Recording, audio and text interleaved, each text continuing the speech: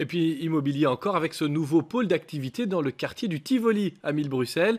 C'était à l'époque le bâtiment d'une entreprise qui produisait du vin. Bihir, c'est son nom, veut maintenant accueillir des entreprises qui travaillent dans l'alimentation durable. Visite avec Cyprien Houdemont et Frédéric Dehaenaut.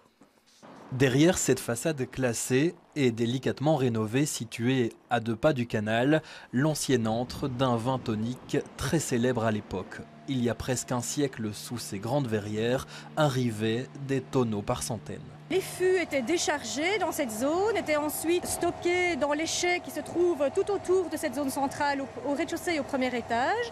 On le mettait en bouteille et il repartait pour une distribution dans la ville. Dès janvier prochain, 11 entreprises feront revivre l'âme de ce bâtiment et profiteront de ces espaces semi-industriels pour devenir, entre autres, une vitrine de l'alimentation durable. On rêve d'avoir des tas d'entreprises dans le domaine des boissons, par exemple, boissons bio, on en a.